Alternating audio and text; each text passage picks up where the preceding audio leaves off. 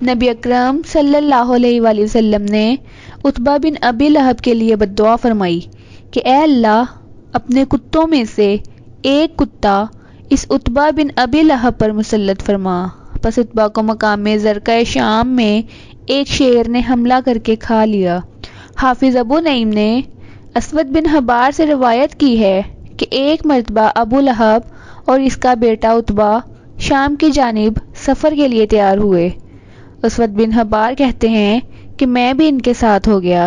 جب ہم شراح کے مقام پر ایک راہب کی عبادت گاہ کے قریب ٹھہرے تو راہب نے کہا کہ آپ لوگ یہاں کیوں مقیم ہو گئے؟ یہاں تو بہت زیادہ درندے رہتے ہیں۔ ابو لہب نے کہا کہ تم لوگ مجھے اچھی طرح جانتے ہو؟ تو ہم سب نے جواب میں کہا جی ہاں۔ ابو لہب نے کہا کہ محمد صلی اللہ علیہ وآلہ وسلم نے میرے بیٹے عتبہ کے لیے بد دعا فرمائی ہے، اس لیے آپ کا یہ اخلاقی فرض ہے کہ اپنا سامان وغیرہ اس عبادت خانے کے اوپر جمع کر کے میرے بیٹے کے لیے اس کے اوپر بستر لگا دیں اور اسی کے ساتھ اس کے ارد گرد سو جائیں۔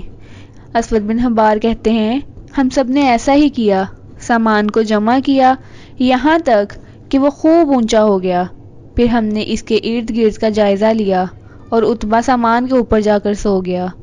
رات کو ایک شیر آیا، اس نے ہم سب کے منہ سونگنا شروع کر دیے، پھر وہ چھلانگ لگا کر سامان کے اوپر پہنچ گیا، اس نے عتبہ کے سر کو اس کے جسم سے جدا کر دیا۔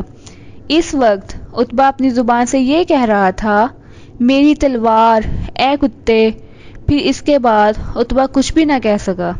ایک روایت میں یہ بھی ہے کہ شیر نے عتبہ کو جھنجھوڑ کر نوچ ڈالا اور اس کے ٹکڑے ٹکڑے کر دیے۔ عتبہ یہ کہتے ہوئے مر گیا کہ شیر نے مجھے قتل کر دیا۔ اس کے بعد ہم شیر کو تلاش کرتے رہے لیکن وہ ہمیں نہیں مل سکا۔